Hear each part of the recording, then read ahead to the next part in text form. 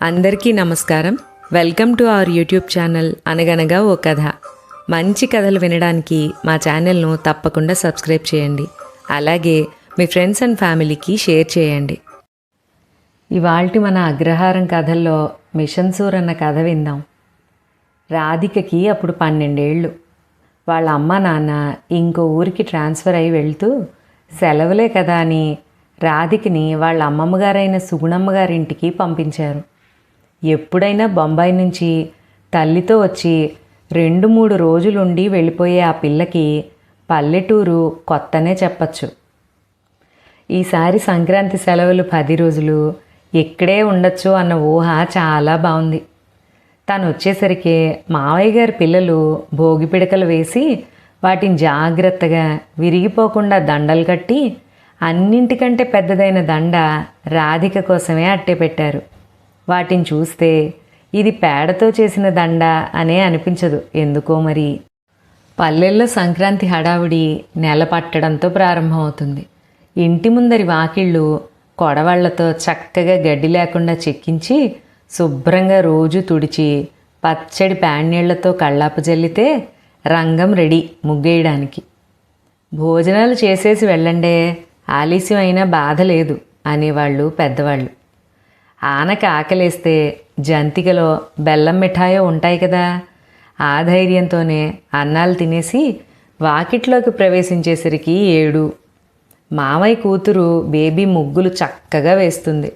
ఆ అమ్మాయి సన్నటి తెల్లటి వేళ్ల మధ్యలోంచి మెరుపు తీగల్లాగా ముగ్గు జారి రకరకాల ఆకారాలుగా రూపుదిద్దుకుంటుంటే మరీ మరీ చూడాలనిపిస్తుంది రాధికకి.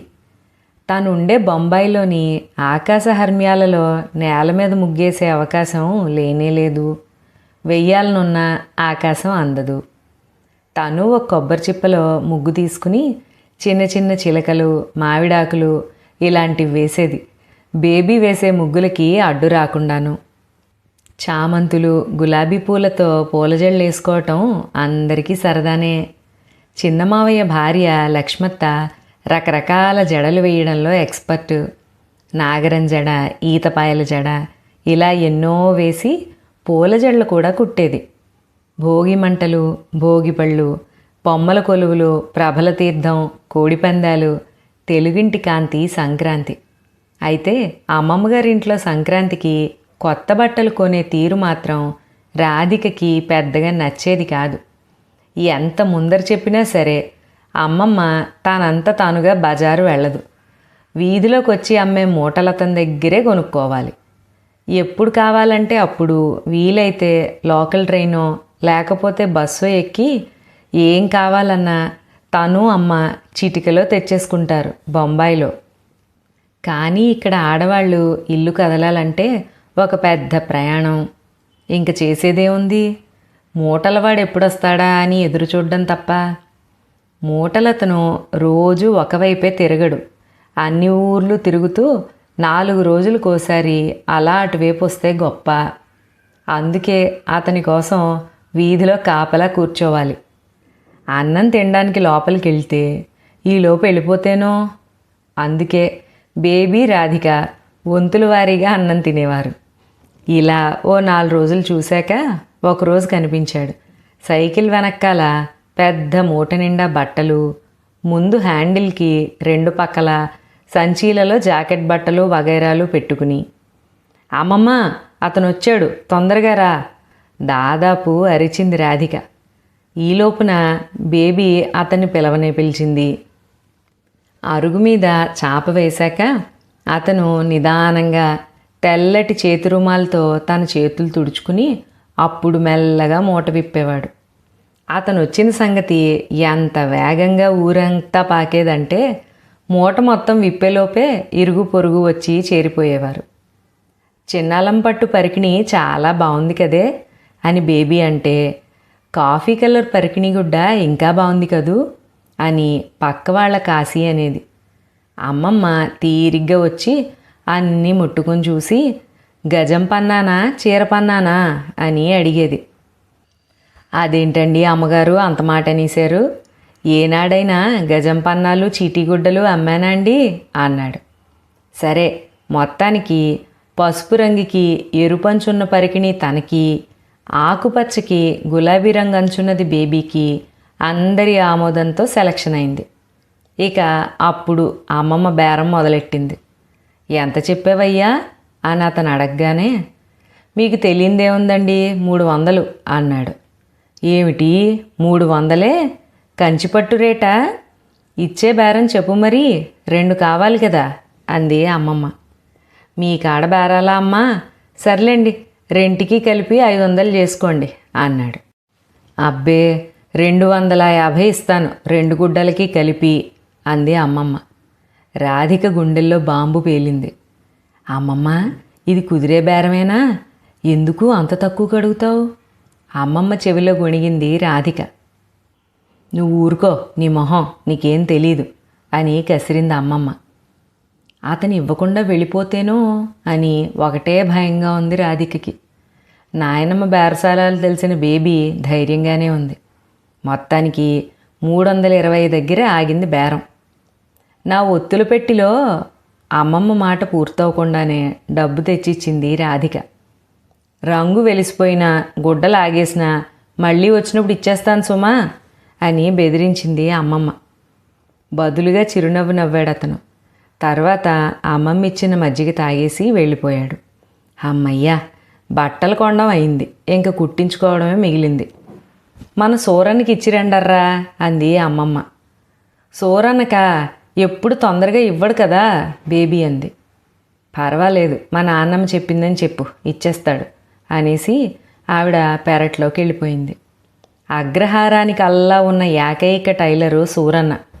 అతన్ని అందరూ మిషన్ సూరన్న అనే పిలుస్తారు. సూరన్నకి 55 పైనే ఉంటుంది వయసు. తాతల నాటిది ఒక చిన్న ఇల్లు, వెనక కాయలు కాసే 10 కొబ్బరి చెట్లు, ఒక ఆవు అతని ఆస్తులు. పిల్లలు లేరు. ఆరోగ్యం సహకరించకపోయినా ఇల్లు గడవటానికి బట్టలు కుడుతూ ఉంటాడు. భార్య పై పని చేస్తూ ఉంటుంది. చెప్పిన టైంకి ఇవ్వడం తప్ప మిగతావన్నీ బాగానే చేస్తాడు. పరికిణి పొడుగ్గా ఉందే అంటే, ఎప్పటికీ ఇంతే ఉంటారేటండే, సిటికిలో పొడిగైపోరు, ఆనక డబ్బు పోసుకున్నాం 6 నెలలు కూడా కట్టలేదు అంటాడు. అదే కొద్దిగా పొట్టయిందే అంటే, ఎబ్బే మరీ పొడుగుంటే బాగోదండే, కాళ్ళకు అడ్డం పొడుద్ది, పైగా మా ఊరంతా బాడీ బందాను అంటాడు. చాలా నిజాయితీపరుడు. పొరపాటును కూడా ఎవరిది 10 పైసలు ఉంచుకోడు. ఒక్క పైసా కూలీ ఎక్కువ అడగడు. ఊరికే సాయం పొందటం అంటే అతనికి విషంతో సమానం. రాధిక బేబీ కలిసి అతని ఇంటికి వెళ్ళేసరికి సూరన్న మిషన్కి ఆయిల్ పట్టిస్తున్నాడు. ఆ మిషన్ చూసి రాధికకి భయం వేసింది. ఇది అసలు కుట్టు మిషనేనా అని. చాలా పాతకాలం నాటిది. తనకి తెలిసిన మిషన్లలోని ఏ ఒక్క భాగం కూడా దీనిలో ఉన్నట్లుగా తోచలేదు ఆమెకి. ఏటండోయ్ బేబమ్మగారు, కొత్త బట్టలు అట్టుకొచ్చేసినారేటి నవ్వుతూ అన్నాడు. ఈరు మన అత్తయ్య గారు అమ్మాయి గారు కదండి అన్నాడు. అవును, మా ఇద్దరికి పరికిణీలు జాకెట్లు కుట్టాలి, భోగినాటికే పేరంటానికి కావాలి అంది బేబీ. భోగి పండుగ ఎల్లుండి కదండే, రేపు సాయంత్రానికల్లా అయిపోద్ది చూడండి అన్నాడు. ఇప్పుడు ఇలాగే అంటావు, ఇచ్చేటప్పుడు మాత్రం 100 సార్లు తిప్పించుకుంటావు అంది బేబీ కొంచెం కోపంగా. రేపు ఈ పాటికి వచ్చేయండి, మరి తీసుకుపోదురు కానీ అన్నాడు. పచ్చది పాపగారిది, ఇది మీది అని చాలా ఎత్తుగా పెద్దగా ఉన్న బల్ల మీద వాటిని పెట్టి ఇద్దరివి కొలతలు తీసుకున్నాడు. మెళ్ళో వేళ్లాడుతున్న టేపుతో, చెవిలో పెట్టుకున్న పెన్సిల్తో పుస్తకంలో రాసుకున్నాడు అవన్నీను. కొలతలు అయిపోయాయి కదా, కత్తిరించేయి అంది బేబీ. అయ్యి బాబోయ్, గుడ్డ తడపకుండా కుట్టేస్తే, ఆ పైన లాగేస్తే నాయనమ్మ గారు ఊరుకుంటారేటండి? ఇప్పుడే తడిపేసి ఆరగానే కత్తిరించేద్దారే. మహాలక్ష్మి, ఈ పరికిణీ గుడ్డలు తడిపారాయి అన్నాడు. ఆయిల్ వేసిన మిషన్ని నడుపుతూ పరీక్షగా చూడసాగాడు. దాని చక్రానికి తోలు బెల్ట్ లేదు. రకరకాల గుడ్డ పీలికలు కలిపి పేనిన తాడు కట్టుంది.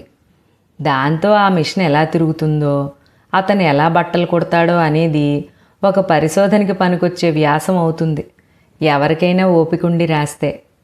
బట్టలు ఇచ్చేసి బయలుదేరారు బేబీ రాధిక. నేను నా జాకెట్కి బుట్ట చేతులు పెట్టమన్నాను అని ఒకరు, నేనేమో రెక్కల చేతులు పెట్టమన్నానని మరొకరు రాత్రంతా మాట్లాడుకుంటూనే ఉన్నారు. మర్నాడు ఇల్లు దులపడం, కడగడం, శుద్ధముక్కతో ముగ్గులు పెట్టడం అయ్యింది. పోలిపూర్ణం బూర్లు చేస్తాను అని అమ్మమ్మ పప్పు నానబోసింది. సాయంత్రం ఇద్దరు మొహాలు కడుక్కుని పరుగున వెళ్ళారు లంగాలు తెచ్చుకోవడానికి. వెళ్ళేసరికి రెండు లోపల కర్రదండం మీద వేళ్లాడుతూ ఉండడం చూసేసరికి ఇద్దరికీ కోపం వచ్చింది. ఏం సూరన్న, సాయంత్రం ఇచ్చేస్తా అన్నావు కదా అన్నారు కోపంగా. అయ్య బాబు, అంత కోపం ఎందుకండే, ఇప్పుడు మీదే కత్తిరింపేస్తున్నాను, రాత్రికి కుట్టేసి ఉంచుతాను, రేపు పొద్దున్న వచ్చేయండి అన్నాడు. విసుక్కుంటూనే వెనక్కి మళ్ళారు. మంచు మొగ్గల మధ్య మెల్లగా తెలతెల వారుతుండగానే అత్తయ్య నిద్రలేపింది. లేవండే, తలంట్లు పోసుకోవాలి కదా అని. అంత చలిలో పొద్దున్నే లేచి నువ్వుల నూనె ఒళ్ళంతా రాసుకుని సున్నిపిండి పసుపు కలిపి నలుగు పెట్టుకుని స్నానం చేస్తే ఏ క్రీములు ఫేస్ ప్యాకులు పనికిరావు. అలాగే రోట్లో కుంకుడుకాయలు మందారాకులు కలిపి మెత్తగా కొట్టి వేడి నీళ్ళల్లో నానబెట్టి తల రుద్దుకుంటే జుట్టు పట్టులా మెరిసిపోయింది. నూనె రాసుకున్నాక ఇద్దరు భోగిదండలు భోగిమంటలో వేసి అవి కాలి అదే ఆకారంలో మిగలడం, చేత్తో తాకగానే బూడిదలాగా విడిపోవడం ఓ తమాషాగా చూశారు. తర్వాత సూరన్ ఇంటికి పరిగెత్తారు. కత్తిరించున్న బట్టల్ని చూసేసరికే సగం ఆనందం వేసింది వాళ్ళకి. అయినా పైకి ఇంకా అవ్వలేదా అన్నారు. అయిపోయిందండే, పేరంటం మధ్యాహ్నం కదండే, అప్పటికి అయిపోద్దులేండి అన్నాడు తాపీగా. మళ్ళీ కాళ్ళు ఈడ్చుకుంటూ ఇంటికి వచ్చారు. 11 గంటల వేళప్పుడు వెళ్ళారు సూరన్ ఇంటికి. కొట్టపోతే ఇచ్చేయమన్నారు అంటూ. ఇదిగో పరికిణీళ్ళు అయిపోయాయి, పొడుగది చూసుకోండి, ఫిల్టీలు వేసేద్దాం, మీరు బూరె ముక్కలు వేసుకుని అన్నం తినేసి వచ్చేయండి, చక్కగా ఇచ్చేస్తాను, వేసేసుకుని పేరంటకాలకి వెళ్ళిపోవటమే అన్నాడు. తగని విసుగుతో ఇంటికి వచ్చారు ఇద్దరు. ఎన్నిసార్లు తిరుగుతారే అక్కడికి ఇక్కడికి, ఇవ్వకపోతే పట్టు పరికిణీళ్ళు వేసుకుందరు కానీ అంది అమ్మమ్మ. మధ్యాహ్నం భోజనాలయ్యి అందరూ పడుకున్నాక మెల్లగా ఇంట్లోంచి జారుకున్నారు. సూరన్న చక్రంలో తాడు పెడుతున్నాడు. 2 గంటలు అవుతున్నది, అన్నానికి లెగవా మహాలక్ష్మి అడుగుతోంది. పాపం పాపగారులిద్దరూ పాత పరికిణీలు వేసుకెళ్తారేటే పేరంటకాలకి, భోగి పండగ అంటేనే చిన్నపిల్లల పండగ, కుట్టిచ్చేసి తినేత్తాలే, ఇది ఆగితే మళ్ళీ తిరుగుద్దో లేదో చక్రం వంక చూస్తూ అన్నాడు. అది కాదయ్యా, నీకు ఉబ్బసం మళ్ళీ తిరగబెడుతోంది కదా, రాత్రల్లా నిద్రలేదు నువ్వు అన్న అమ్మ మాటల్ని మధ్యలోనే ఆపి, ఏహే అయిపోయిందన్నానా, ఇంకొకటే నస విసుక్కున్నాడు ఆవిడ నోరు మూయించటానికి. చూడండి అమ్మాయి గారు, ఇది వరుస అంది మహాలక్ష్మి. జాకెట్లు అయిపోయాయా అని అడుగుతోన్న బేబీతో. ఇదిగో అయిపోయిందండే, చేతి పని ఒక్కటే మిగిలింది, మహాలక్ష్మి వీటికి బత్తాలు ఎట్టేవే అన్నాడు. ఓ గడియ ఆగొస్తారేటండే అన్నాడు. వీల్లేదు, మేము ఇక్కడే కూర్చుంటాం నువ్వు ఇచ్చే వరకు. ఇద్దరూ కత్తిరింపుల బల్లెక్కి కూర్చున్నారు కాళ్ళు ఊపుకుంటూ. సర్లే, కాజాలు బొత్తాలు నేను ఎత్తా కానీ నువ్వు కాసింత అన్నం తిను అంది మహాలక్ష్మి లోపల నుంచి వస్తూ. కొంగుతో చేతులు తుడుచుకుని పని మొదలుపెట్టింది. ఒక్క అరగంటలో ఆ పని పూర్తయింది. తాను ఆ పని చేస్తుంటే సూరన్న లంగాలకి ఫిల్టర్లేశాడు. ఇవన్నీ పూర్తయ్యేసరికి 3 అయ్యింది. అప్పుడు లేచాడు సత్తుపళ్ళెంలో అన్నం తినటానికి. బేబీ రాధిక పరికిణీలు తీసుకుని తూనీగల్లాగా పరిగెత్తారు. బాగా కుదిరిన పరికిణీలు జాకెట్లు చూసుకుని మురిసిపోయారు. తయారయ్యి పేరంటాలకి వెళ్ళిపోయారు. ఇది జరిగి సరిగ్గా 12 ఏళ్ళు. మధ్యలో తండ్రికి అమెరికా వెళ్ళవలసి రావడంతో రాధిక అమ్మా నాన్నలతో అమెరికా వెళ్ళిపోయింది. మధ్యలో మళ్ళీ సంక్రాంతికి అగ్రహారం రాలేదు రాధిక. మావయ్యలు పట్నంలో వ్యాపారం పెట్టి దానికోసమని పిల్లల చదువుల కోసమని అక్కడికే మకాం మార్చారు. అందుకే ఎప్పుడొచ్చినా అక్కడ అందరినీ కలవడం. ఈ మధ్య తాతగారు నేను పెద్దవాడిని అయిపోతున్నాను, ఉన్న ఊరు కన్న తల్లి అన్నారు, మే ఇద్దరం అక్కడికి వెళ్ళిపోతాం అని గొడవ చేయడంతో పెద్ద మావయ్య అత్త కూడా వాళ్ళకి తోడుగా వచ్చేశారు పోయిన సంవత్సరం. ఇప్పుడు బేబీ పెళ్ళి సొంతింట్లో జరగాలని తాతగారి పట్టు. అందుకే వెళుతున్నారు. ఇప్పుడు మళ్ళీ ఇన్నేళ్లకి సంక్రాంతికి అమ్మమ్మగారి ఊరు వస్తున్నందుకు రాధికకి ఎంతో సంతోషంగా ఉంది. అందులోనూ బేబీ పెళ్ళి మాఘమాసంలోనే. అప్పటి వరకు ఉందామనే రాధిక ఉద్దేశ్యం. సంక్రాంతి జ్ఞాపకాలు రాగానే అందులో మొదటి స్థానం సూరన్నదే. ఒక లంగా జాకెట్టు కుట్టించుకోవడానికి అప్పుడు పడ్డ కష్టం మళ్ళీ ఎప్పుడు పడలేదు. ఏ బట్టలు కుట్టించుకోవడానికి పడలేదు. కానీ అంత ఆనందం కూడా ఎప్పుడు పొందలేదు. వచ్చే 2 వారాల వరకు నాకు ఖాళీ లేదు మీ బట్టలు తీసుకోవడానికి అనే దర్జీలని, నేను వచ్చే నెలలోనే ఇవ్వగలను, మీకు ఇష్టమైతే ఇచ్చి వెళ్ళండి అనే డిజైనర్లని చూసింది తను బొంబాయిలో. కానీ 2 చిన్న పిల్లల కోసం పొద్దున్నుంచి తిండి తిప్పలు మానేసి 10 రూపాయలైనా అడగకుండా పట్టుదలగా కుట్టించిన సూరన్నని రాధికెప్పుడూ మర్చిపోలేదు. ఒకసారి వెళ్ళి సూరన్నని చూసి రావాలి, ఎలా ఉన్నాడో అనుకుంది. నీ బట్టలు సూరన్నతో కుట్టించుకోవట్లేదా అని అడిగింది బేబీని. చాలే తల్లి, ఇన్నేళ్ళయ్యాక కూడా అతనితోనేనా? ఇప్పుడంతా అమలాపురంలోనే. కొత్త మోడల్లో జాకెట్లు అవి కుట్టేవాళ్ళు బోల్డు మంది అక్కడ. ఇప్పుడు ఆటోలు బస్సులు, ఎలా కావాలంటే అలాగా ఎప్పుడంటే అప్పుడు వెళ్ళి రావచ్చు. మన చిన్నప్పటిలా కాదు అంది బేబీ నవ్వుతూ. పెద్ద వయసుతో పాటు సూరన్నకి చాదస్తం పెరిగిపోయింది. ఎప్పుడూ మిషన్ ముందే కూర్చుని ఏదో ఒకటి కుడుతూనే ఉంటాడు. ఎవ్వరూ ఏమీ ఇవ్వకపోయినా సరే. కొత్త టైలర్లు వచ్చాక తన్నెవ్వరూ చూడటం లేదని కొంచెం పిచ్చెక్కిందేమోనని అనుమానం కూడా బాధగా చెప్పింది బేబీ. వెళ్ళిన రోజు సాయంత్రం రాధిక తనకి మావయ్య కొన్న చీర జాకెట్టు తీసుకుని సూరన్న దగ్గరికి వెళ్ళింది. సూరన్న అదే మిషన్ ముందర కూర్చుని ఎవరిదో తెల్లది బనీన్ కాబోలు కుడుతున్నాడు. అదే ఇల్లు, అదే మిషను. రవ్వంత కూడా మార్పు లేదు అతని జీవితంలో. ఇది రాధికకి తోచిన మొదటి మాట. పెరుగుతున్న ఎకానమీలు, ఈ ప్రపంచీకరణలు, మారుతోన్న ఆర్థిక వనరులు, ఇవన్నీ ఇలాంటి జీవితాల మీద ఎప్పుడు ప్రభావం చూపిస్తాయో మరి. ప్రపంచంలో వచ్చిన మార్పుల్లో ఏ ఒక్కటి వీళ్ళని తాకలేదు అనుకుంటే చాలా ఆశ్చర్యం వేసింది రాధికకి. వీళ్ళిద్దరినీ చూడగానే మహాలక్ష్మి లేచి, రండి పాపగారు, అత్తయ్య గారు అమ్మాయి గారేనా?